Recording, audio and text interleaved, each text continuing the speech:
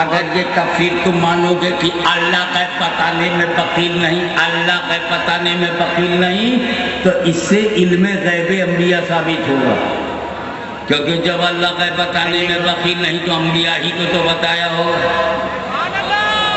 اور یہ جو اعلیٰ حضرت نے ترجمہ کیا ہے کہ نبی غیب بتانے میں بخیل نہیں، نبی، اس سے تو صحابہ کا علم غیب ثابت ہوگا، اس لیے کہ جب نبی غیب بتانے میں بخیل نہیں تو کس کو بتایا ہوگا؟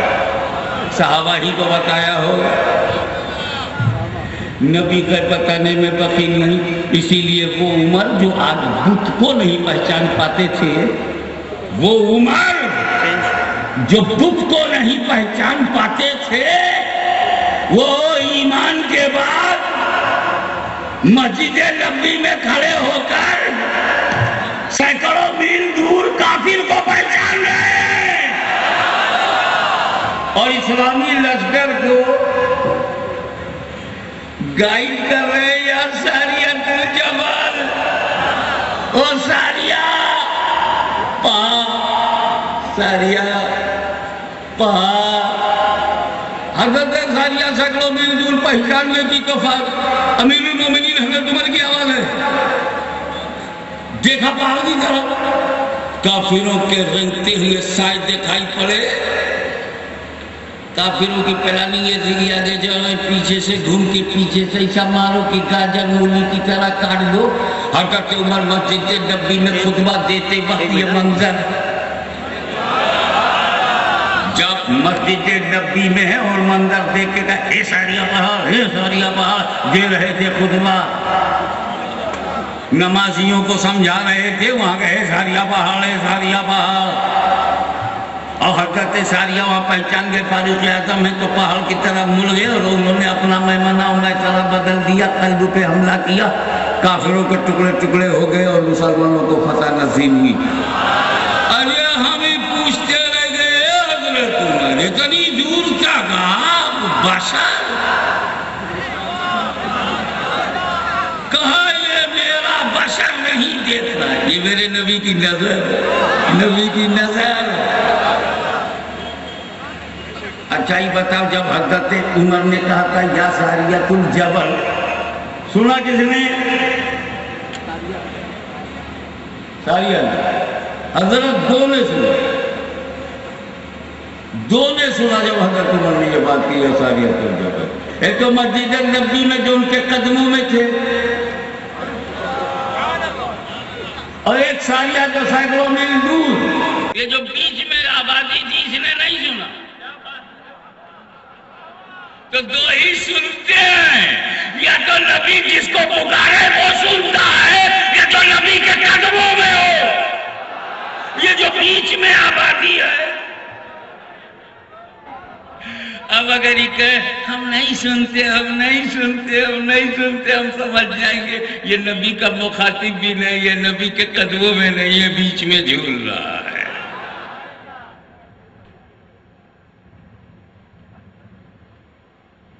تو یہ غیب کہ پردے اڑ جائیں، یہ عمر میں یہ صفت آئی کیسے؟ نبی غیب بتانے میں بخیل نہیں۔ بس کفر میں زندگی گزری تھی، توبہ کیا تو نبی نے کبھی نہیں کہا تم ایسے تھے، تم ایسے تھے۔ جب توبہ کر لیا، پکی توبہ کر لیا، تو نبی بھی غیب بتانے میں بخیل نہیں۔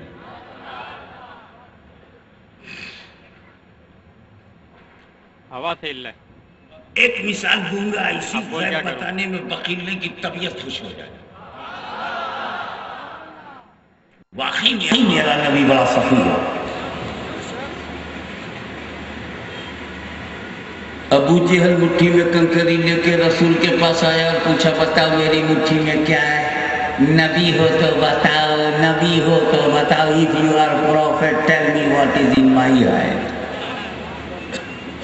رسول پاک نے کہا جو تیری مٹھی میں ہے وہ بتا دے میں کون ہوں۔ تو وہ بڑا پالیٹیشین تھا، سوچا کہ سمپل کوسچن بیکیم کریٹیکل، سیدھا سوال یہ تھا کہ تیری مٹھی میں کیا ہے، کہہ دیتے کنکری میں بھاگ جاتا۔ اب جو میری مٹھی میں ہے بتائے گی کہ رسول کیا ہے، اسے گھما دیا نبی نے، خوش ہو گیا کہ بالکل ٹھیک۔ رسول پاک نے کنکری پہ توجہ ڈال دی، کنکری نے کلمہ پڑھ دیا۔ ابو جہل گھبرا گیا، چھانٹ کے میں لایا تھا، بولی کسی اور کی بول رہی ہے۔ اشارہ سمجھو، اپنا سمجھ کے لائے تھے، ہمیں کو الٹ کے چلا گیا۔ ابو جہل اپنے ہی سمجھ کے لایا تھا، ابو جہل کو کنڈم کر دیا۔ اب اس کے پاس سوائے بھاگنے کے کوئی راستہ نہیں تھا، بھاگ کھڑا ہوا۔ یہ بات بتائیے، علم کا امتحان لینے کے لیے مٹھی کھول کے پوچھنا چاہیے۔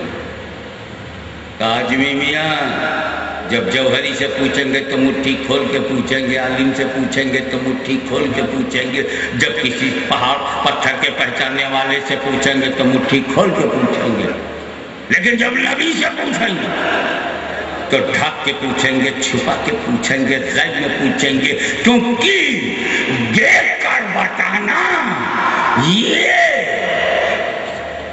جوہری کا کام ہے، اور غیب کی بات بتانا یہ نبی کا کام ہے۔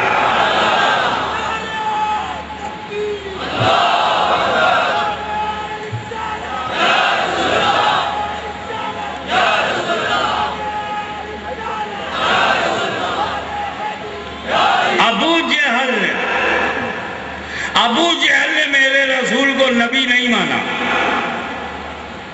لیکن یہ جہالت اس نے بھی نہیں کی کہ نبی کا معنی جو ہے وہ نہ مانے۔